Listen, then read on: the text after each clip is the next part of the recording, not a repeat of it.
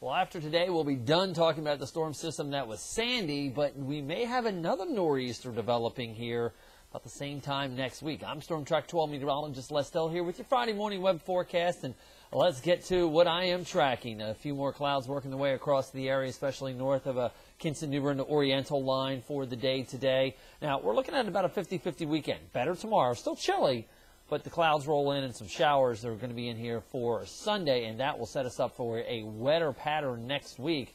Showers for us, but a bona fide nor'easter potentially developing across the northern mid-Atlantic states. Unfortunately, New Jersey, New York City could be in the aim of this one again. 10 days or so when Sandy came in. Frost England this morning. We may see it again tomorrow morning, but other than that, no real threats that we need to alert you to here in eastern Carolina. Clouds north of that Kinston, New Bern, the Oriental line, milder south. We'll see temps into the mid-60s where the sunshine is going to be most prevalent. Light west-southwesterly wind. Could get a little breezy later this afternoon as some cooler air mixes in. Again, potential for a frost advisory, inland spots tomorrow morning, just like we had this morning. Back down into the low to mid-30s and holding the mid-40s at the beaches. Then we head through our day tomorrow, looking for sunshine, but a little bit cooler. Highs only into the upper 50s and near 60 degrees. All right, here's the storm system. One last little upper-level vortex rotating across Kentucky and West Virginia this morning into the afternoon hours. So we will see a few of those clouds work their way through the area here. Now, here's the developing complex storm that we are tracking as we head on into next week. Piece number one is coming out in the Central Plains there, the cloud cover from Denver to Kansas to Minneapolis. Piece number two, though, is what you see spinning there in the Gulf of Alaska. That kind of comes in and reinforces the trough in the eastern United States. So kind of two pieces of energy that we are looking at, both of which will combine into a potential nor'easter along the mid-Atlantic coast. Here's how things unfold here as we look at the jet stream level. Again, this is the storm system, the cutoff low that was Sandy. Here's the trough with the first system that we are watching rotate down out of Canada. Now, you will notice as we go into tomorrow, we've got more of kind of a west-northwesterly flow in here, and even in going into Sunday, we'll start to get a zonal flow. But look how the trough buckles. Now, notice where that first piece went. First piece went up here across New Jersey. That creates an area of low pressure down here in Georgia and moves it off the coast.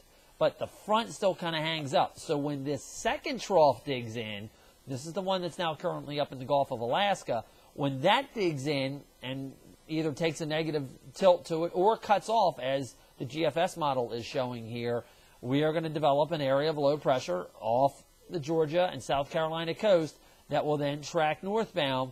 Now, the question then becomes, how strong is it going to be and where exactly does it track? Got a feeling we're going to see this scenario a lot as we go into this wintertime with these nor'easters developing, and then we figure out where they track. Are they going to be close to the coast? Are they going to be away from the coast? This may be the winter pattern showing itself. GFS, because it closes this off so close to our coast here, develops a storm system and moves it off the coast, not really affecting all that much. The European model, though, has this developing further back here. As a result, the low pressure is closer to the coast. Now, just as we saw with Sandy, it's going to increase in intensity the further north it goes. So once again, we're just going to get sideswiped by the rain, not expecting the flooding, not expecting the wind. Sandy was a much more intense area of low pressure. But this one's going to get down to at least, 994 millibars, maybe 992, as it makes its way across the Virginia Capes and then gets close to the Jersey shore.